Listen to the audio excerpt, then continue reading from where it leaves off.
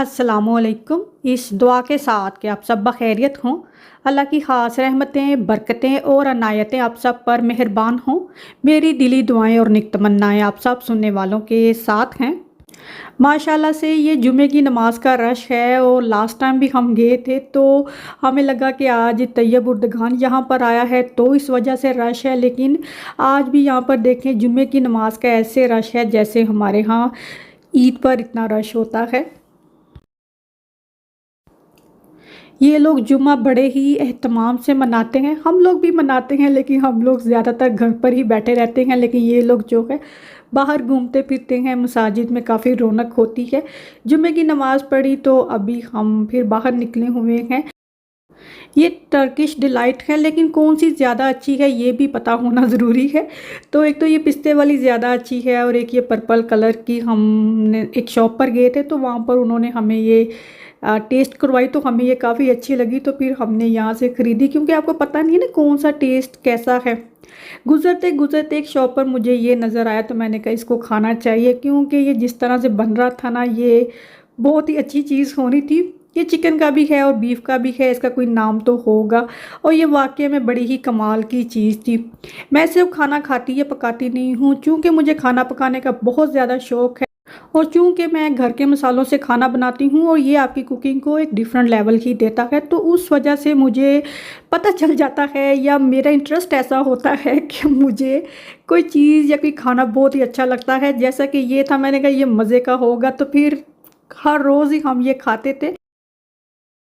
और अपने मसालों से खुद खाना बनाने से आपको ये भी पता चल जाता है कि कौन से खाने में कौन से मसाले डले हुए हैं। जैसे कि इसमें था, अब उनसे रेसिपी पूछते तो वो तो दे नहीं सकते थे ना, बताएंगे नहीं। तो ये अब मुझे समझ में आ गया है, तो इसे अब मैं खुद बनाने की कोशिश करूँगी। देखने में ये कीमा लग रहा है जबकि ये कीमा है नहीं। लास्ट टाइम हम टर्किश रोल खाए थे, शवारमा रोल। वैसे तो काफ़ी फेमस है लेकिन जो हमने वहाँ पर खाए थे सेम वही चीज़ मैंने घर पर बनाई थी, तो बहुत ही मज़े के बने। इस्तांबुल जाएँ तो ट्राम में सफ़र करना सबसे ईज़ीएस्ट वे है। ईज़िली जो ट्रैवल कार्ड है वो बन जाता है, उसमें अपनी मर्ज़ी से जितना मर्ज़ी टॉप अप करवाना है उसको करवाते रहें। और ट्राम में, बसों में और इवन के जो केबल कार है उसमें भी वो चल जाता है, तो ये सबसे बेस्ट है। यहाँ के रेस्टोरेंट की जो रौनक है वो ये ख़वातीन हैं जो यहाँ दरवाज़े पर ही विंडो में बैठकर ना तवे के ऊपर चीज़ नान या इस तरह की चीज़ें बनाती हैं। और ये देखें छोटे छोटे वो रेवियोली की तरह बना रही है, उसमें कीमा भर रही है। हमसे तो हो ही ना, हम तो हाथ भी ना लगाए। आज दोपहर के खाने में हमने एक नई डिश ट्राई करने की नाकाम कोशिश की। देखने में ये बड़ा ही प्यारा लग रहा था लेकिन ये बिल्कुल भी मज़े का नहीं था। इसको बस हमने ज़रा सा टेस्ट भी नहीं किया, क्योंकि ये जो बैंगन है काफ़ी हार्ड था तो कीमा कैसे गला होना था। तो ये वैसे का वैसे ही हमने छोड़ दिया। ये इस्तेक़लाल स्ट्रीट में एक शॉपिंग सेंटर भी था, हम वहाँ गए और हर फ्लोर में यहाँ पर नेट लगा हुआ है जो मैं समझती हूँ हिफाजत के लिए लगाया होगा इन्होंने। काफ़ी बड़ा ये शॉपिंग मॉल था, लेकिन ये है कि ये इतना बिज़ी नहीं था जितना कि बाहर का एरिया बिज़ी है। और ये बॉडी मसाजर चेयर भी हैं जिनके ऊपर बैठना एक वर्स एक्सपीरियंस था, because I was sitting there और मुझे बहुत बुरा लगा। बिल्कुल सही एक्सपीरियंस नहीं है इसके ऊपर बैठना, और वो भी पब्लिक प्लेस पर। Don't do this. किचन के बर्तन हो और हम ख़वातीन वहाँ पर पागल ना हो ये नामुमकिन है। बड़े ही प्यारे प्यारे बर्तन थे, जी चाहता था सारे ही यहाँ से ख़रीद लिए जाए, लेकिन फिर वही बात, यहाँ से घर लाकर आप यूज़ कर ले लेकिन वहाँ से इतनी दूर से सफ़र कर कर घर लेकर आना ज़रा मुश्किल था। तो बस देखकर ही हम खुश हो कि प्राइस इतनी ज़्यादा नहीं थी। यहाँ के हिसाब से मुझे काफ़ी कम प्राइस लगी, लेकिन ये है कि अब क्या क्या वहाँ से ख़रीद सकते हैं और बहुत ही डेलिकेट सी चीज़ें थी तो वो तो ज़ाहिर है आपने थोड़े एहतियात से ही ला सकते थे। दुआ को स्यापा पड़ा हुआ था, मैंने सफ़ोरा जाना ही जाना है तो इसने एक चक्कर सफ़ोरा का लगा ही लिया। इस्तेक़लाल स्ट्रीट में ये यासीन बर्गर हैं जो बच्चों को काफ़ी ज़्यादा अच्छे लगते थे, तो ये फिर बच्चे डिनर में या लंच में खा लेते थे। काफ़ी मज़े के बर्गर हैं इनके।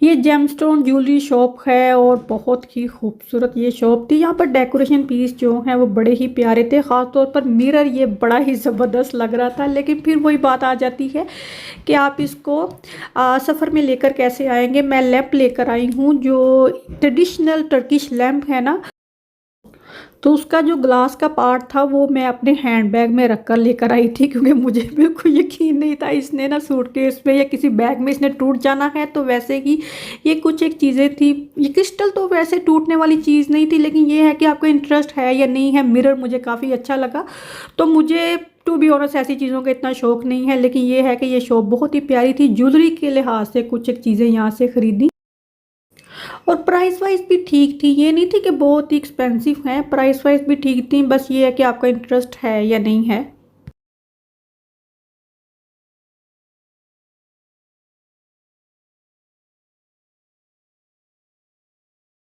यहाँ पर ऐसे ही ड्रेस मिलते हैं। ये ड्रेस जो भी मैंने पहना है ये मैंने अभी जब मैं गई हूँ वहीं से मैंने ख़रीदा था, तो वहाँ पर मैंने ये पहना। तो यहाँ पर ऐसे ही ड्रेस मिलते हैं और आई थिंक 5-6 पाउंड इसकी प्राइस है। यहाँ पर हो तो ये 10-12 पाउंड का मिले जो सही बात है, तो यही इसकी प्राइस है। 250-300 का हर जगह मिल जाएगा। ज़्यादातर ये 250 टर्किश लीरा है, 250-300 पाउंड की बात नहीं हो रही, टर्किश लीरे की बात हो रही है, जो आई थिंक 5-6 पाउंड बनते हैं। बुरहान यहाँ से भी अपने ग्लासेस लेकर गया, लेकिन वहाँ से भी इसने 2-3 दफ़ा ग्लासेस ख़रीदे, इसके ग्लासेस टूट जाते थे। तो बहुत शॉप हैं ग्लासेस की, सन ग्लासेस की मैं बात कर रही हूँ, तो कहीं से भी आप ख़रीद सकते हैं। तो 2-3 दफ़ा इसने ख़रीदे तो इसके टूट जाते थे। अगेन हम फिर आ गए अपनी उसी जगह पर जहाँ से हमें नाश्ता करना था। ये कैफ़े नैरो है, यहाँ से हमने नाश्ता किया।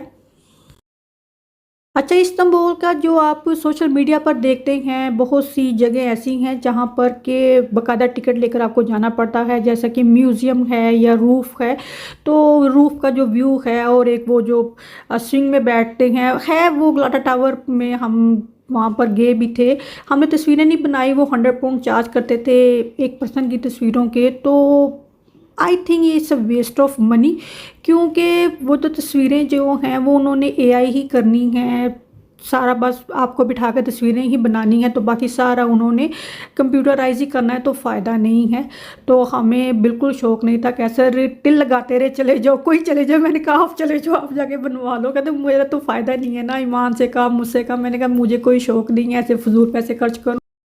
एक और अट्रैक्शन पॉइंट है जो ब्लू मस्जिद के पास ही, हम बहुत दफ़ा उसके पास से गुजरे, बहुत लंबा क्यों लगा होता था, जहाँ अंदर वो अब पानी है और मछलियाँ सी हैं, बहुत डैम्प की स्मेल है। हमने उसके रिव्यू भी पढ़े तो डैम्प की स्मेल थी अंदर ना, लोगों ने लिखा हुआ। तो वहाँ मेरा तो पहले जी नहीं था कि मैंने वहाँ जाना है, तो कोई और बच्चे भी नहीं मान रहे थे। और कई ऐसी हैं व्यू के जो रूफ़ पर है ना लोग जाते हैं। तो एक हमने रिव्यू पढ़ा तो शी सेट के इतना बकवास खाना था, सिर्फ मैं अब व्यू खाऊं वहाँ पर बैठ के, व्यू के लिए तो मैंने ये सारे पैसे पे नहीं किए थे, कितना रबिश खाना था वहाँ का।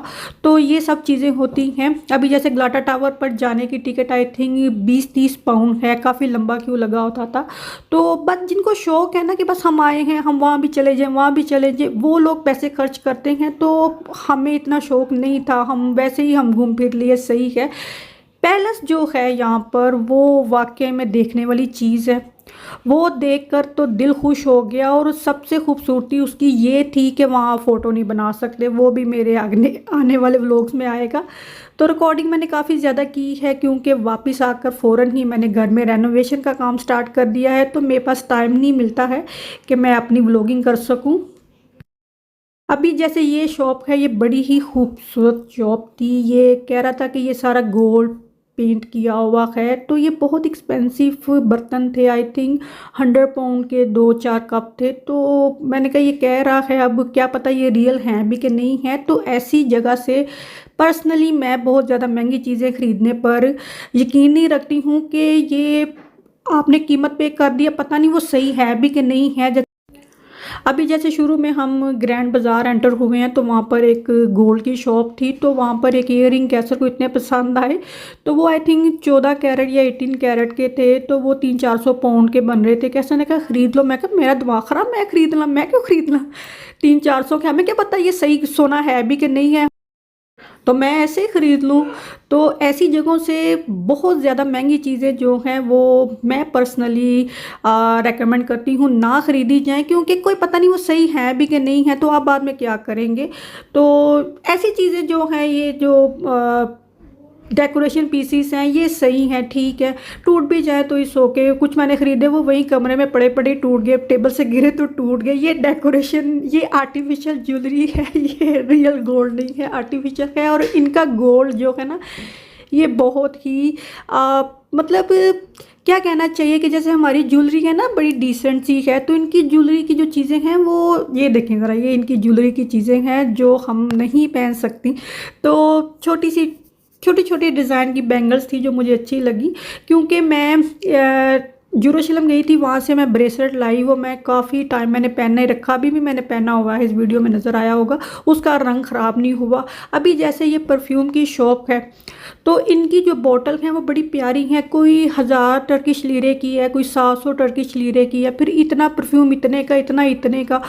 क्या कहना चाहिए कि जिसको चीज़ें ख़रीदने का नहीं ना पता, उसका तो बेड़ा गर्क कर देना इन लोगों ने, कि कीमत इतनी बता देनी है। ईमान ख़रीद रही थी तो मैंने कहा ख़रीद लेगी, अब ये बोतल पसंद करके बैठ गई। वो कह रहे ये 1000 टर्किश लीरे की है, इतना सा परफ्यूम इतने का। तो जब मैंने उनको स्मेल किया, मैंने कहा ये 60-70 पाउंड का इतना सा परफ्यूम बन रहा है। तो यहाँ यूके से तो इतने में डिज़ाइनर परफ्यूम मिल जाते हैं, और ये उम्रा करने गए थे, वहाँ से भी ऐसे ही परफ्यूम लाए हुए हैं, तो वो इतनी प्राइस के नहीं थे, तो वो अभी भी पड़े हुए हैं, सेम उनकी खुशबू वैसे ही थी।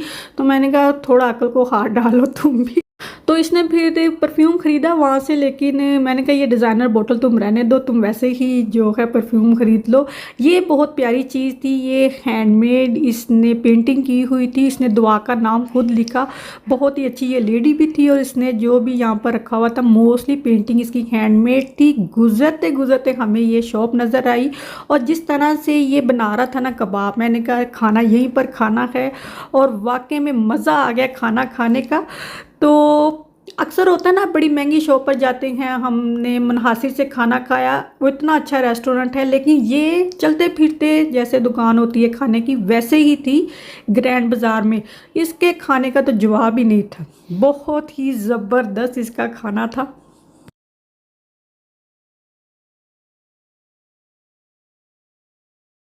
वो जो शुरू में मैंने बीफ के कीमे के रोल दिखाए, वो बीफ का कीमा था जिसके रोल थे, तो वो ऐसे गुजरते गुजरते मुझे बड़ा नाइस लगा वो जिस तरह बना रहा था। ये भी ऐसे ही था जिस तरह ये चारकोल के ऊपर बना रहा था। मैंने कहा ये कमाल का ही खाना होगा। वही बात हुई कि यहाँ से खाना भी चाहिए कि नहीं खाना चाहिए, मैं कि बस मैं कह रही हूँ बैठ के खा लो तो खा लो, बहुत मज़े का खाना था।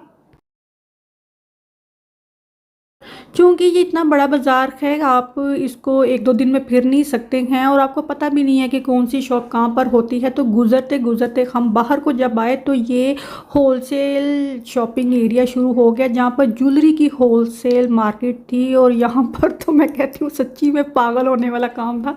जी हाँ, ये मैं कह रही हूँ, ये सारी ज्वेलरी जो है 1-1 पाउंड की है। ऐसी चीज़ें यहाँ पर हों 5-5, 10-10 पाउंड की मिले और ख़रीदी भी जाएंगी।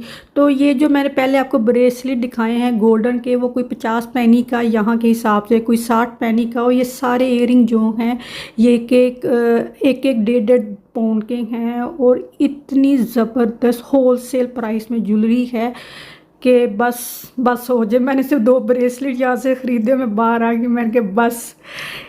सम टाइम ऐसा होता है कि ऐसी जगह पर जाकर आप ना कि हम क्या ख़रीदें, तो बेहतर ये है कि आपने देखा कुछ ख़रीदना है ख़रीद लें, बहुत ज़्यादा कुछ भी नहीं ख़रीद सकते, और मेरे ख्याल में ख़रीदना भी नहीं चाहिए कि आप क्या कुछ ख़रीद सकते हैं यहाँ से, क्योंकि ज्वेलरी यहाँ पर इतनी ज़्यादा है। हम कहीं भी गए हैं ना, बच्चों ने, मेरी बेटियाँ हैं, दुआ है, तो उन्होंने ज्वेलरी ख़रीदी है, तो अब हर जगह से वही चीज़ बार बार रिपीट हो रही है, तो आप कितना ज़्यादा ख़रीद सकते हैं। आज हम रात के वक्त जो है इमिनोनो और काराकोए का एरिया है जो कि ब्लू मस्जिद की तरफ जाता है, तो वहाँ पर हम निकले, और ये रात के वक्त मसाजिद की लाइटिंग देखें, इतनी खूबसूरत ये लगती हैं। कुछ चीज़ें जो है ना वो कैमरा फेल हो जाता है, मैं बताऊँ आपको, इसकी लाइटिंग को देखना वैसे ही इतना अच्छा लगता है ना। और रात का वक्त था, लोग जो है फ़िशिंग कर रहे थे, और ये ग्लाटा टावर की रोशनियाँ देखें। और रात को हमने ये भी नोटिस किया कि कई लोग आके पूरी फैमिली वहाँ बैठ रही है और वो फ़िशिंग कर रहे हैं। इस्तांबुल जो है बहुत ही अच्छी जगह है, स्ट्रेस फ्री जो है, आप जाके फिर सकते हैं, कोई रोला खोला नहीं है, आराम से आप फिर सकते हैं। बस ये है कि आपको कहीं आने जाने का पता होना चाहिए, आप ट्रैवल खुद कर सकते हैं, टूर गाइड लेने की ज़रूरत नहीं है। होटल में रुकेंगे तो वो आपको कहेंगे हम आपको सिटी टूर करवा देंगे, वेस्ट ऑफ मनी है, टैक्सी वेस्ट ऑफ मनी है, इन चीज़ों पर ज़्यादा पैसे खर्च होते हैं। और अगर उन्हें पता लग जाए कि आपको पता नहीं है तो उन्होंने तो लौट के बह जाना जी। जी हाँ, तो खुद ही फिर सकते हैं आप। कपल ऑफ व्लॉग और हैं, एक मस्जिद का व्लॉग है और एक जो हम गए थे पैलेस, तो उसका व्लॉग भी मैं जल्द ही शेयर करूँगी। अल्लाह हाफिज़।